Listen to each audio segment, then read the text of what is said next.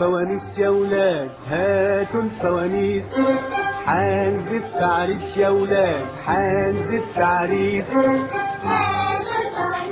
قال لك عاوز فانوس رمضان عليكم على شارع نور الظلام، لان هنا كان اكبر ورش، يعني كان في اكتر من 6 ورش بتعمل فانوس رمضان. قالوا بقى دلوقتي خلاص بقى. في كام ورشه تقريبا دلوقتي؟ هنا في 3 ورش. انا بقى بقول لك اكتر من 50 سنه شغال في فانوس رمضان.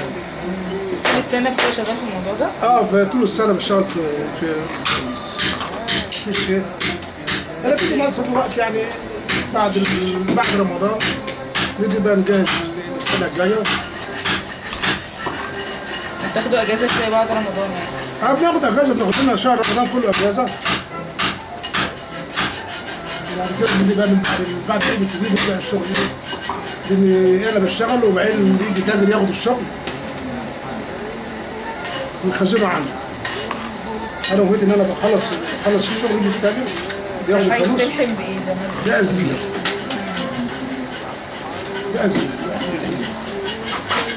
ودي على كلام مش لا الكبير ده بياخد له يومين شغل. يومين؟ اللي بحضره. والالوان بقى؟ الالوان دي بنرشها. لان الالوان كنا بالاول بنشتغل بالسبيرتو وجمالكه. فالسبيرتو وجمالكه بتضيع في الشمس. يعني ده الزبون ياخد الفانوس ويحط شويه في الشمس تضيع. انت بترشه بايه بقى؟ تمر وورنيش. الفانوس فيه احنا بنعمل دوت فانوس صغير. فتيجي بقى في الايام دي بنراجع وشباب بنعمل بقى الاصناف اللي هي ما تتخزنش. تتاخد على طول وتنزل السوق على طول. يعني كل واحد هنا ليه ايه؟ دور ليه شغلانه. بس انا اللي بفرش الفلوس يعني. في ناس انا من نوع الناس اللي يعني ما بيحسبش الشغل ده ايه، بيجيب صفيح بكذا وده بيجيب بكام حاجه بكام وده كام والفلوس دي يكلف كام وتبيعه بكام ويشتري بكام كام. انا بجيب الخامات وبجيب الصفيح وبجيب كل حاجه وبعد كده بحط سعر الفانوس لان التاجر ما بياخدش 100 فانوس. يعني بياخد كل صنف 100 فانوس 200 فانوس. فكل ما الكميه بتعلى السعر بيبقى ايه؟ يعني انا بعمل موديل، في واحد تاني بيعمل موديل، في واحد تاني بيعمل، كل واحد ليه موديل في الشغل بتاعته. لما ده شغل فلان وده شغل فلان وده شغل، يعني بننزل في السوق ده شغل فلان وده شغل فلان وده شغل فلان. كل واحد ليه موديل بتاعه وشغال بيه.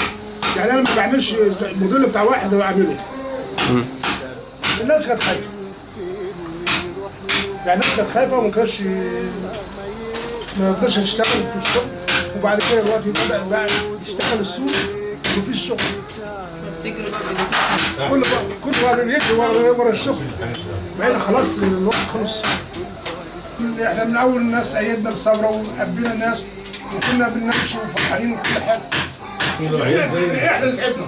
وعيال جميله برضه. احنا اللي تعبنا لان طبعا احنا وقف حالنا يعني كلنا شجعنا الثوره كلنا فرحنا كلنا عملنا حاجه بس انا مش عارف ادي الفلوس. وهنشبع من حلوياته، هاتوا الفوانيس يا ولاد، هاتوا الفوانيس.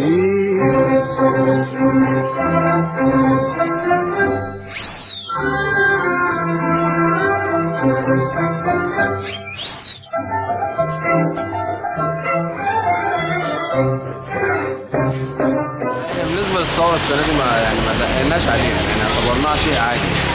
احنا ما دققناش بالنسبه لفوانيس الاسعار السنه دي يعني متراوح ايد الجميع، يعني هيبتدي من 8 جنيه لحد مثلا هيوصل 120 جنيه وايه 300 جنيه. دي بالنسبه للاسعار الصغيره. وحبينا برضو نجدد حاجات جديده لان بالنسبه طبعا الصين بتنزل حاجات جديده، فاحنا طورنا بالنسبه للرسومات والاشكال وعملنا حاجات جديده اللي هو بولاد دوت. في حاجه زي كده اسمها بولاد. اسمه ايه؟ بولاد. هو واخد الاسم اللي هو الاربع جناب اللي هي حواليه. ده يعمل 80 جنيه. في حاجه زي ده اسمه برج. اسمه ايه؟ برج.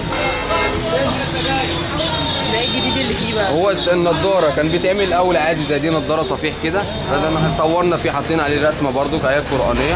وفي حاجه اسمها تاج الملك اللي هو زي ده. ده سعره ايه؟ ده يعمل 100 جنيه.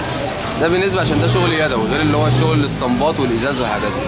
هاتوا الفوانيس يا ولاد، هاتوا الفوانيس، هنزف هاتوا الفوانيس يا ولاد هاتوا الفوانيس حنزف تعريس يا ولاد حنزف تعريس هاتوا الفوانيس يا ولاد هاتوا الفوانيس هنزف تعريس يا ولاد هنزف تعريس حيكون فرح وتلات الليلة هنغني ونعمله الليلة.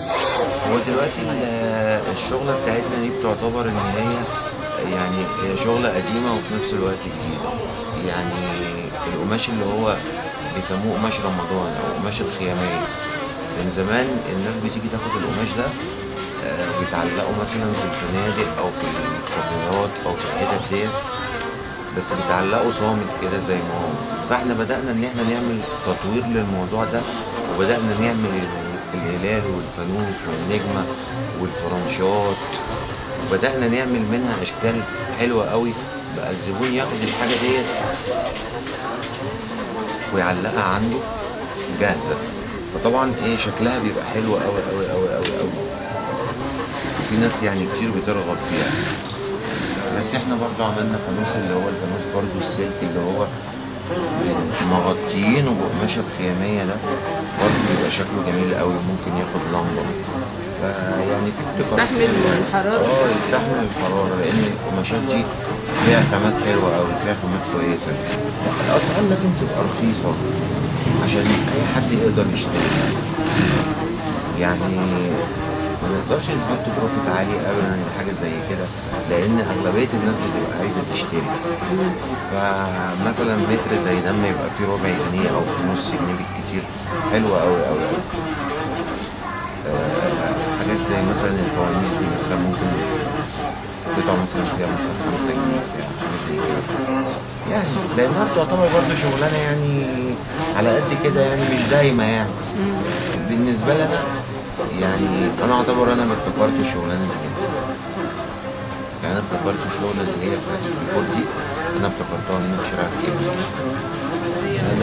انا كل اللي انا عملته عملت زينه على شكل علم، لكن فين؟ ان انا اقول ثوره، ان انا اقول ثوره او اقول شهداء على منتج بيتباع مش هينفع. ونروح كل مكان هنا اهم حاجه في الشارع هنا السياحه، نمره واحد. عشان كده في خواجات ناس من بره يعرفوا شارع الخياميه، وفي ناس من مصر هنا ما تعرفش شارع الخياميه.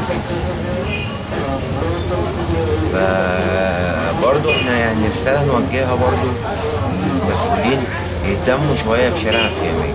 يعني اولا العربيات اللي هي بتخش اقفل الشارع زي ما انت قافله في ناحية الصاغة وناحية الأزهر، يعني هنا مش أقل من الناحية التانية.